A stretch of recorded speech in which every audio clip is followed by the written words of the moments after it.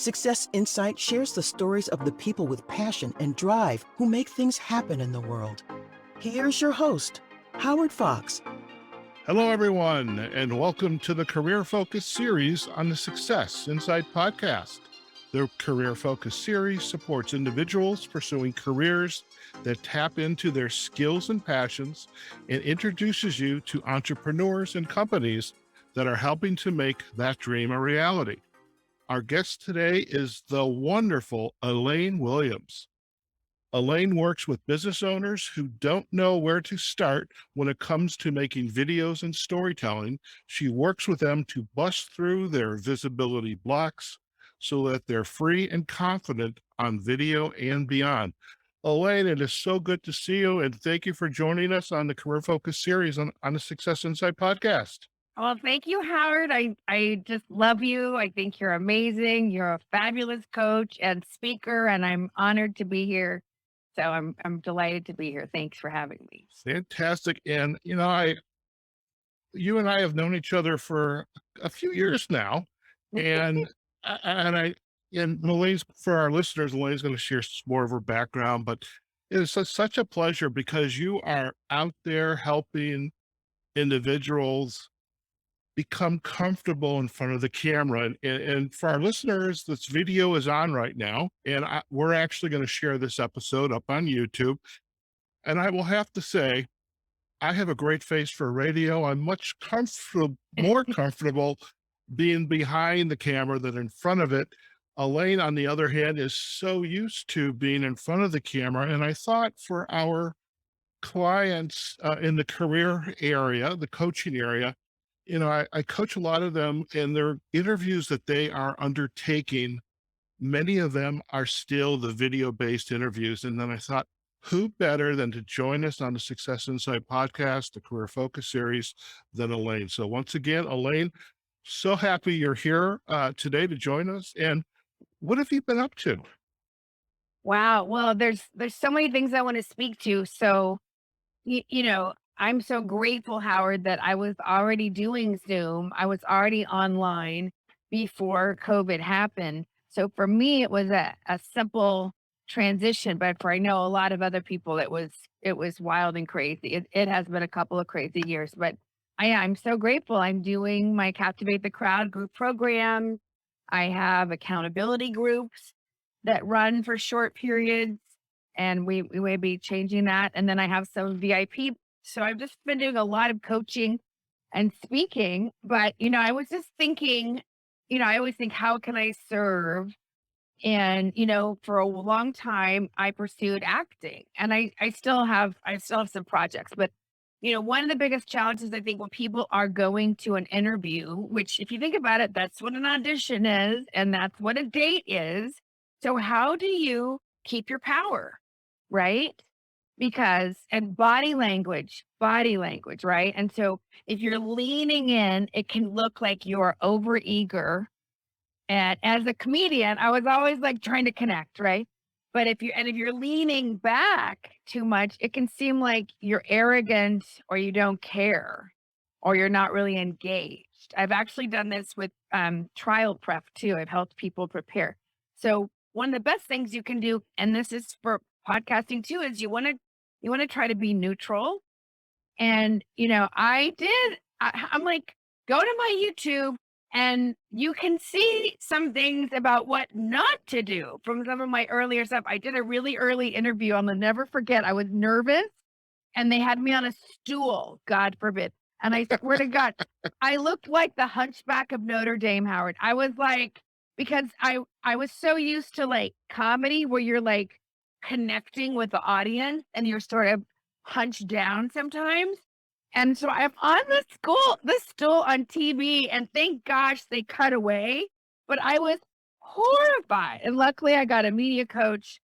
So, one of the best things is you really want to have your feet planted, and you want to be sitting up straight.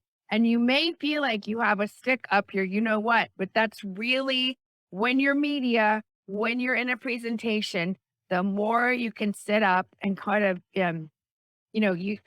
you don't want to be rounded, but you don't want to be leaning back. So it's like this neutral thing, and it's something you can practice. So I would say that is one of the most important things. Would you agree, Howard?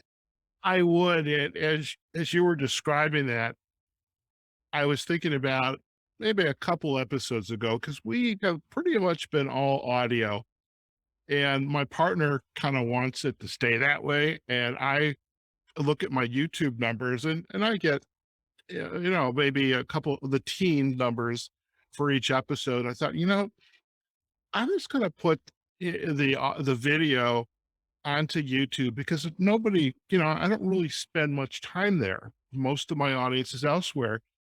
And so I recorded this first episode, and I think I was standing, because I have a standing desk, Right. and I was like all over the place. My hands were moving and I looked like a dummy. I don't know. And and I finally took my desk chair and I put it, literally, it's right in front of me now. It's like wedged to the keyboard, and my hands are literally holding on to it, so that I have that proverbial stick up while I'm standing, as opposed to having the hands all over the place. And so, to make a long story short, when you were describing that, I was thinking, yeah, I've been doing that a lot. That's Uh, a really great, that's another thing is, I'm trying to grab, you can, if you are nervous, you can like hold on to something, because there's something, this is for people listening, it's like an emery board, but you can get like a marker and put it, so it just helps you stay, your shoulders are going to help be open. I mean, these are subtle things, yeah. but they can make all the difference, because you want to come across as like assured and Mhm. confident. And, this is some basic things. You want to have the light coming towards your face. If you have glasses, you want to try to have the light higher up so that it's not bouncing right into the glasses.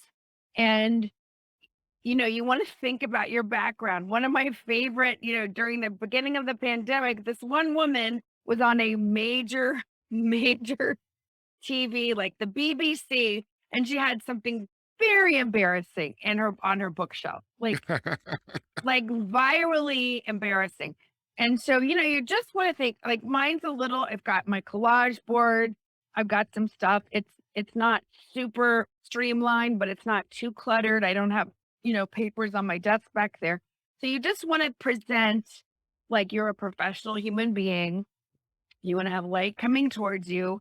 And you don't want to have anything that's too crazy. You don't want to have big, like, neon polka dots. Less is more, Right, right? right.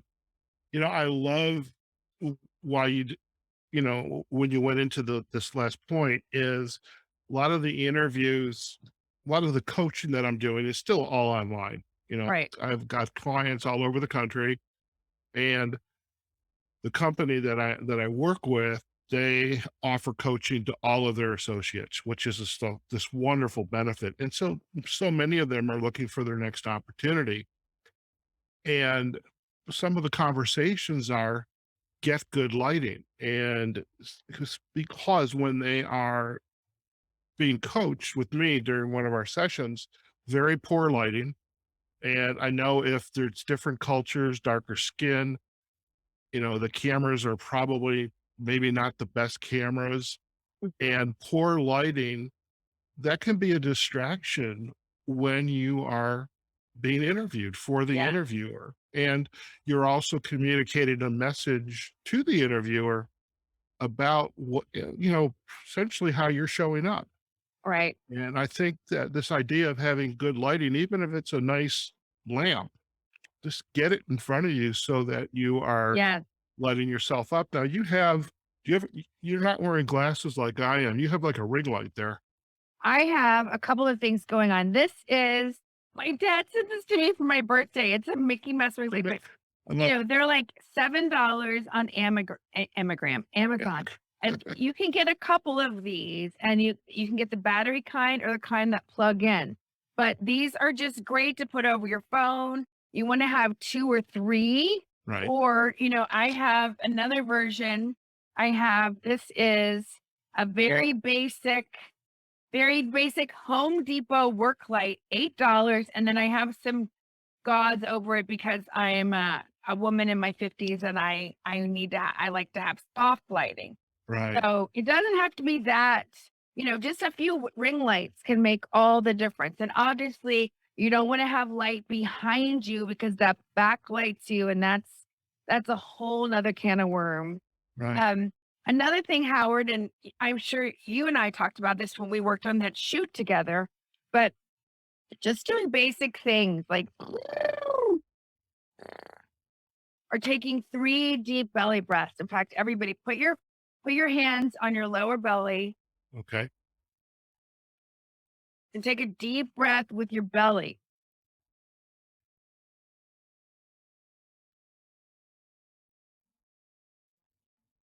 So that connects the vagus nerve, which is the biggest and most important nerve throughout our whole body. And that is going to help slow down your breathing, slow down your heart rate, slow down your thoughts.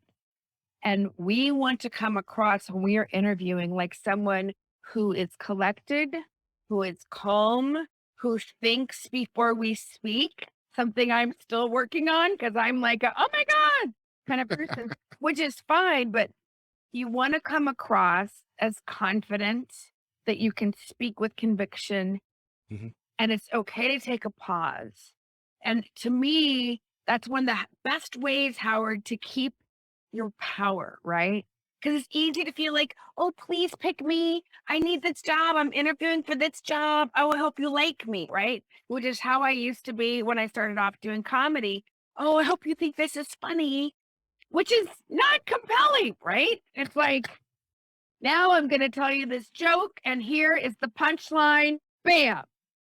And then your audience is supposed to laugh, right? And so obviously it's a slightly different exchange when you're interviewing, but you want to come across as open and assured.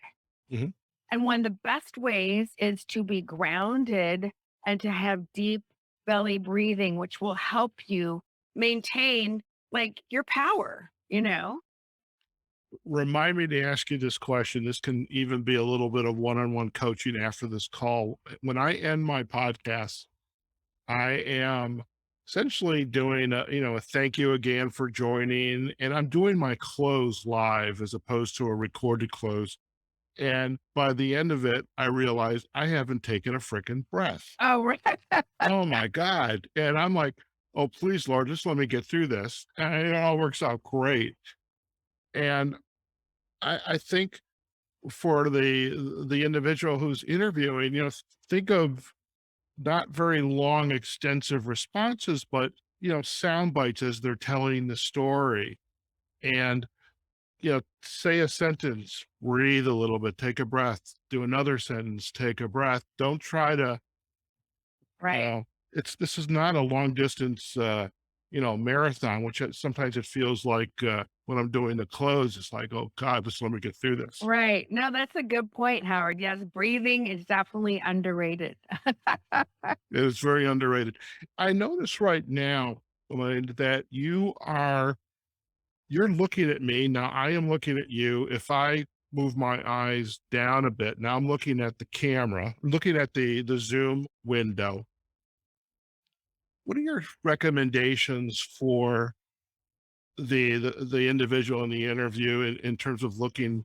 Are they going to have some post-it notes maybe just below the camera, or are they going to just have to memorize? And you're an actress, a comedian, you have to memorize your lines. What are they going to do when Well, it comes to being on the interview?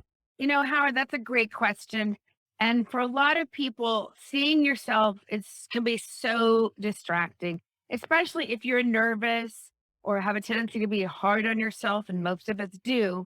So if I have something that's high pressure, I will like check things and then I will put a post-it note over my face because it's just that's going to help me focus on you. Now, this is just like a fun, casual thing. If we were doing like a formal interview on, like say CNN, I would probably be sitting up even, more, and I would be really trying to stay completely focused on my camera. I have a little post-it note with a hole punch right over it to help me really focus. Okay. But that being said, it's absolutely okay to be like, I think I was there from 2015 to 2016, right? Because in real life, we don't go like this. Tell me about your family, Howard, and then tell me about this and how it's your hike. We don't that's called, that's intense and weird, right? In real life, we have conversations and we go, when what? I think, right? We look away, you can take a breath, you can grab some water. So there's a fine line. You don't want to be like all over the place, loosey goosey. I am looking at you, but you're just below, right? But Okay. at the same time, you don't want to be like, That's because that's just kind of weird, right? That is kind of weird. That's kind of Yeah. weird. Now, right now, you're smiling at me, and how can we not smile at each other? It's just so good to see you. It is so good. But if I had never met my interviewer before, maybe I have, there's this resting face, which Oh, yes. for some of us, I'm not going to say exactly what I meant to say, but you know what that is. I do. But when I have my resting face, I can, everything is relaxed. And I may look like I'm intense, I'm angry. What are your suggestions for the interviewee during during the call and coming across as somebody who's friendly and somebody you want to get to know? What techniques can they begin to practice and This use? is, oh my gosh, this is like the $1,000,000 question, Howard. I can tell you really know yourself. So, this is a great listening is so hard. I watch movies as a trained actor. I watch the people listening. So I challenge everybody listening, watch the news people when they are interviewing and watch how they listen. So let me show you what not to do. When I get really into something and I breathe, like when my clients are doing stuff, I am like breathing for them. I am like this.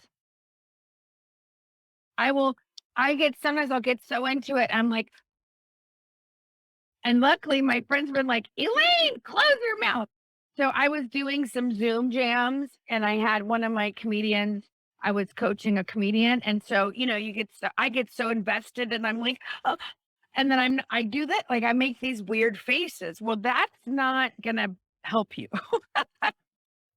And also you don't want to be like, some people, when they listen, they frown, they concentrate. And I do that sometimes where I'm like, so you really want to practice this. I strongly suggest anybody interviewing get on a Zoom with another friend and practice. Mm, Practice your listening face. And ideally, I say this, I do a lot of live and sometimes it says that you're live, but are you really live? And, so sometimes it's like, right, which is not good.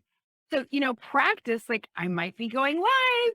So I try to raise my eyebrows a little bit and have a slight smile because you just don't know who's watching. Not that you have to walk around because that's weird, right? But you can practice listening with like a slightly pleased, interested, pleasant, mhm. pleasant. Doesn't have to be forced, doesn't have to be fake. It may feel weird. That's why you want to practice, right?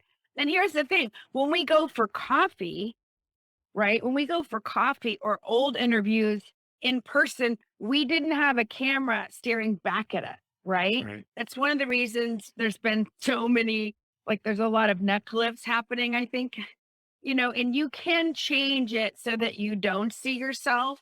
But I think it's easier just to put a post-it note over your face. But you just want to practice. Okay. Okay. Mm. Now, as we are on together, I notice you have an outfit. It looks black, my favorite color. I have you know, in a prior life, I probably would have had a sport coat. I would have been dressing up for you, Elaine. Oh, But today I'm not. It's Vegas. It's getting warm already. I bet. What is I wouldn't say, maybe it is the etiquette, the preference, thinking about, the skin color, the tone of the skin.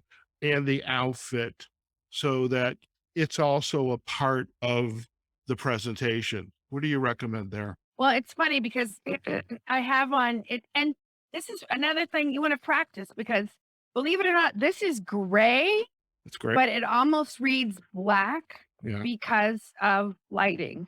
And this is a black sweater, and I had actually put on a scarf for some color, but then I felt like it was a little overwhelming and distracting. So I encourage again, get your video buddy, get your practice person, and try different things. I have a beautiful blue sweater that it's periwinkle in person, but it looks electric on the camera. So you just never know. Obviously, you want to stay away from any kind of crazy prints or crazy things. Less is more. It's better to make a statement with what you have to say than if you came on with, like some neon stuff or something. Right. Right. So, and things just read differently with lighting, with a camera. So, Okay. I was thinking about that as I was getting ready, to come on and meet you today. And I wonder if I should have worn a more neutral shirt and a sport coat. And, I have the COVID belly since all I do is sit. oh yeah. I do get out, but I did find a tailor. So I have my sport coat.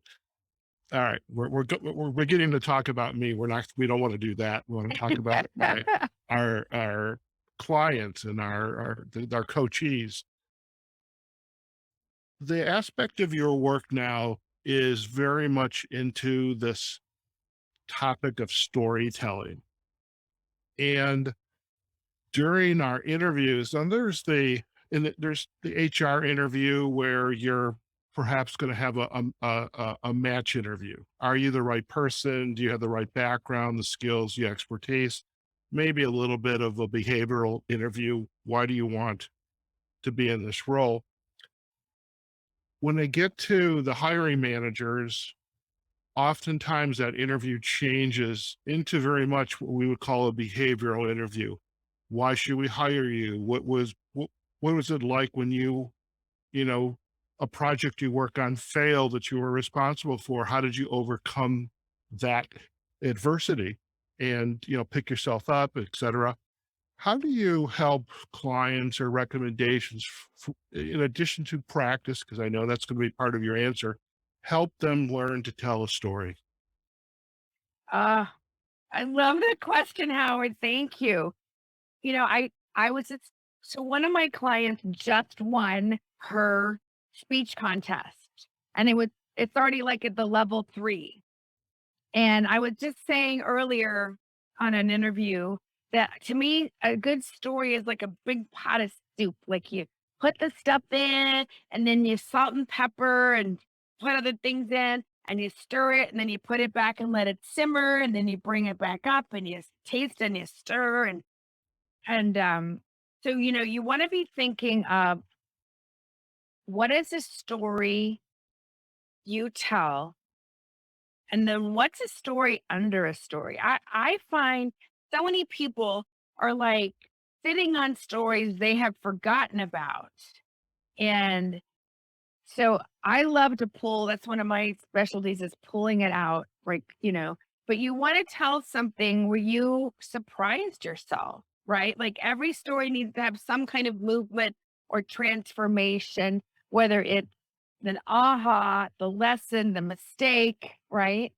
And so when you can share something, especially in an HR, in this kind of, in a behavioral story, where you didn't know how it was going to go, but because of your tenacity or because of your willingness to get back up for the 5th time, and it's okay to be vulnerable. And obviously, you want it to be real. If it's too perfect, they're not going to buy it, right? And so I love telling stories. For me, I've always been interested in how people got out of the mud. You're on top of the mountain, woohoo, can't relate. I'll see you there, maybe, whatever. I'm always interested in how people overcome, the resilience part of it. That's the part that I just love. And I think a lot of people do. And, at the end of the day, if you have 5 qualified people and they all are polite and educated and they have the background, at the end of the day, who do you want to be stuck in a room with? Right? Like, I wish hindsight's always 2020, Howard, but I was auditioning. So there would be one part. There'd be thousands of us auditioning and one part, right? So the thousands gets narrowed down to 500, that gets narrowed down to 300, that gets down to, the last 50. So let's say 50 amazing women who are all attractive and talented. And then that gets narrowed down and narrowed down and narrowed down. And then it's like at the end of the day, who do you want to work with? Who are you going to be okay? Long rehearsals. The truck breaks down. Like, you want to be with somebody who is agreeable, pleasant, real, who's not going to be crazy.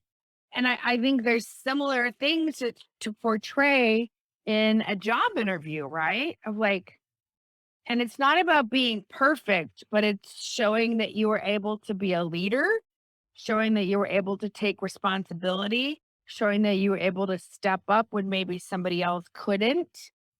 So you want to be thinking in those terms of when you're telling a story. And it's obviously it's good to practice these before you go to the interview. Again, it's great to practice with somebody like Howard or me or a video buddy. I think the thread of practicing it is so important. And even in the behavioral interviews, and for some of my clients, it's a new concept. And they're so used to talking about the duties of the work. I do this, I do this, I do this. They're not used to telling a story of how they've had an accomplishment and this was the result, or this was the situation. Here is the objective we had to come up with a solution to, etc. And without practicing, answering those behavioral interview questions can come across as very robotic, formulaic. And so the practice that you're sharing about its importance, Elaine, is just so, it is really one of the key takeaways today is if you're going to an interview, a job interview, yes, it's virtual, you still have to practice. And I love work with a coach, work with a friend, somebody who will give you good feedback, not perhaps your mom or your dad, or, oh, you're the best, Elaine, or you're the best, Howard, but somebody who's going to give you some feedback and perhaps challenge you a little bit. So I love that. I love that. Yes. And I would just say, to me, this is where the rubber meets the road, because especially if this is not your first rodeo, I think it's easy, and I'm guilty of it, of like being a little too cool for school. I'm a professional, like there's a part of me that's like, I don't need to work on this stuff. And I wing it. And, I think we all have that sort of rebellious teenager in us. And the people who I respect and admire practice. I have helped a fellow coach prepare for a super big presentation. And this woman was already a good speaker, but she wanted to practice in front of other people. And it was great to see. And I remember that because I'm like, Elaine, if this person wants to practice, then you can too, honey. Because, there's something about it. It's, as a comedian, you're like, well, that joke was really funny in front of my cat, or, in the closet this morning. There's something about speaking in front of another human being that's just different than you practicing by yourself. And so, it's that, are you willing to be a little uncomfortable? Are you willing to go, okay, I'm trying to be too cool for school. Let me practice. That's what sets apart, the women from the girls and the men from the boys. I love it. I love it. Elaine, as you look back in the work that you have been doing, I mean, you and I have known each other, I don't know, 5, 6 years now. I wish we had known each other a lot longer. A lot of fun to be with, and Oh, I thank love being you. around you. In your career today, say the last 5, 6 years, as you've been building up your business as beyond the acting and the being a comedian, but as an entrepreneur, a business owner, what have been some of the aha moments for you as you look back and the changes that you have gone through? Uh, well, how long do you have, Howard? No, just kidding. So many, I've made a lot of mistakes. And I just want to say that because I feel like we have a lot of people that are like the success and, and that's all great. But if I, to me, being able to be with other people that you can say, oh my God, I did this again. And they're not going to judge you, but they're going to support you and help you get back on the road. I think that that is so important. And, it is not a straight line. It is a squiggly, and I think there's a human nature thing of like wanting that magic pill. Oh, Right. this is gonna be the mastermind that's gonna do it for me. This is gonna be the guy. This is gonna be the teacher. And it's in my experience, it's a million tiny steps, a million tiny steps. And I think, the biggest thing relating to this conversation, because I've had ahas about speaking and comedy, but I'm a trained coach. I studied with Debbie Ford, master spiritual divorce and essentials. I've done EFT, EMDR, you name it, healing stuff, 12 step, so many different modalities.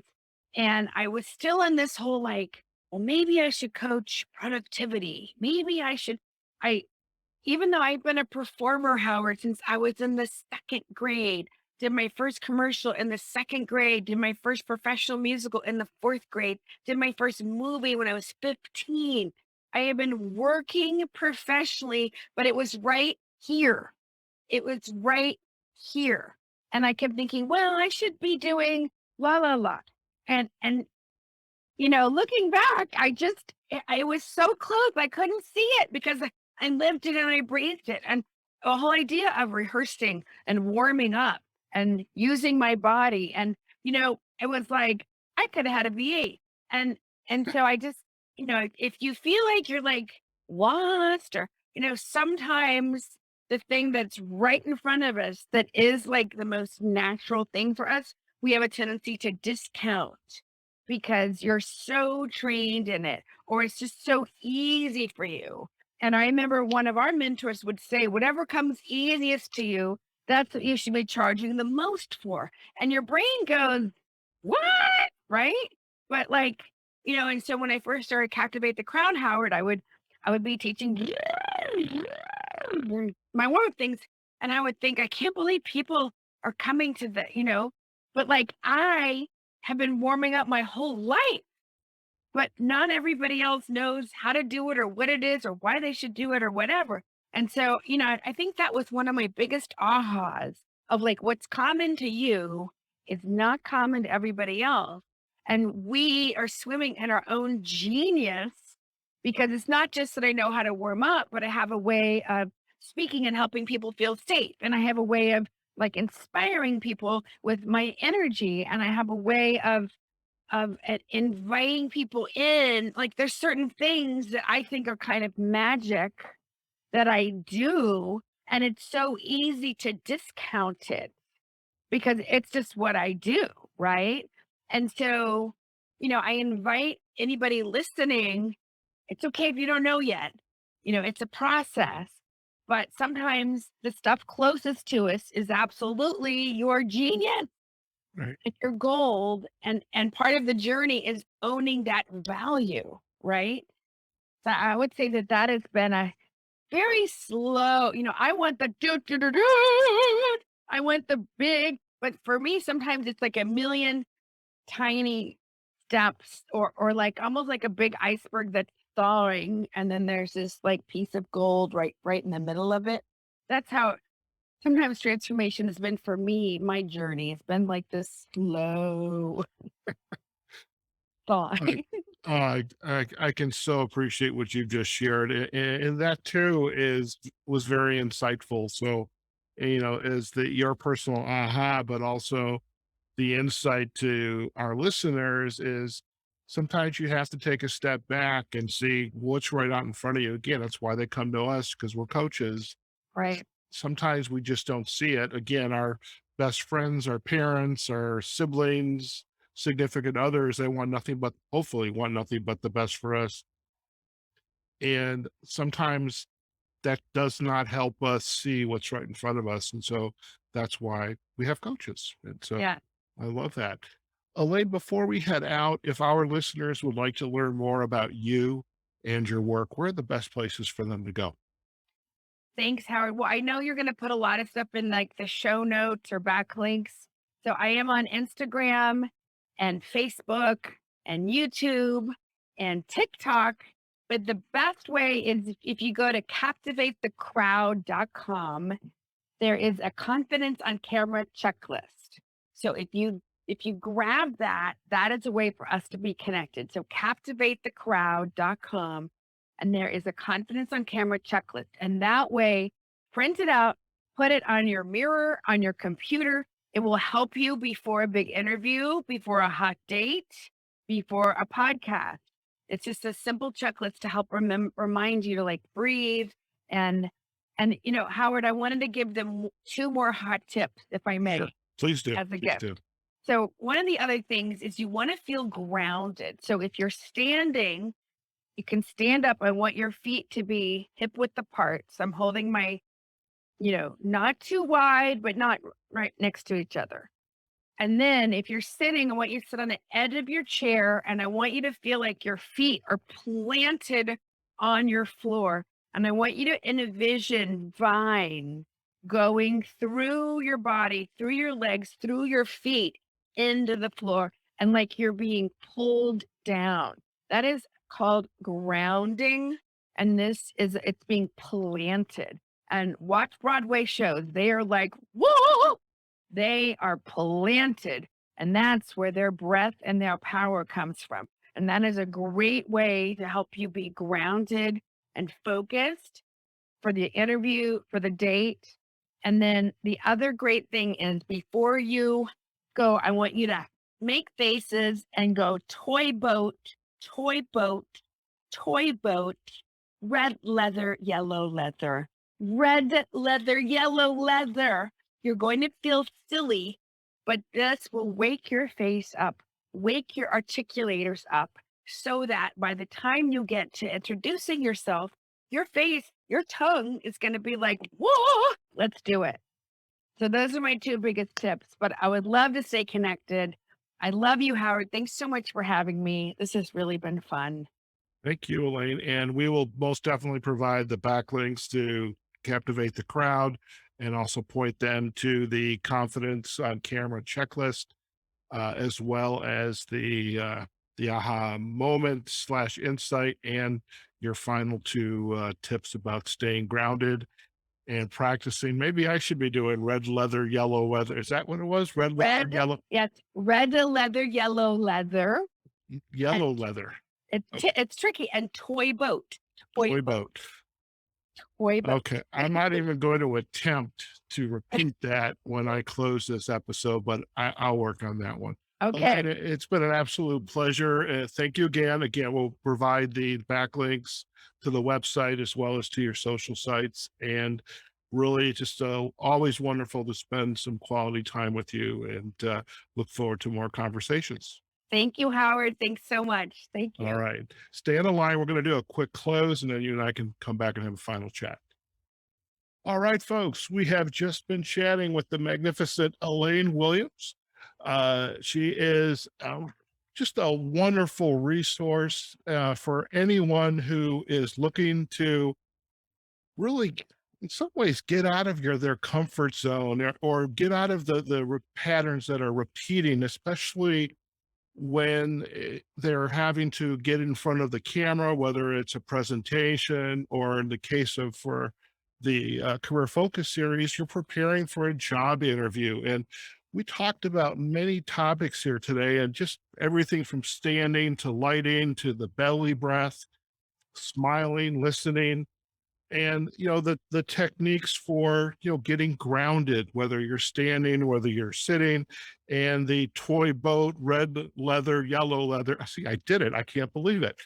And just wonderful insights, and that anyone, again, whether you are going out and going about your business, selling, presenting, or you're preparing for that all important job interview, really some great insights from Elaine. And it was just fantastic to hear some of her stories about how you go about paying attention to what matters and getting prepared. And above all, practice with somebody, and practice, and then practice some more, so that you are prepared for whatever this event in your life is going to be. Folks, we hope you enjoyed today's episode of the Career Focus series on the Success Insight podcast. In addition to the links we're going to provide back to Elaine and CaptivateTheCrowd.com. And again, you can also pick up her Camera Confidence Checklist, but you can also visit us on SuccessInsightPodcast.com. You can find us on LinkedIn. You can find us on Facebook on SuccessInsightPodcast.com, as well as on all of the podcasting platforms: Apple Podcasts, Google Podcasts, Amazon Music, Spotify, Pandora, iHeartRadio, even Audible. And wherever you decide to consume these episodes, we hope you'll let us know what you thought about today's episode with Elaine, and like it, comment, share it. And we just definitely want to hear from you for that. Okay, folks, wherever you are, whatever you're doing, go out there, have a phenomenal day. And we will see you on a future episode of the Career Focus series on the Success Insight Podcast. Take care now. Success Insight is a production of Fox Coaching and First Story Strategies. Find us online, SuccessInsightPodcast.com.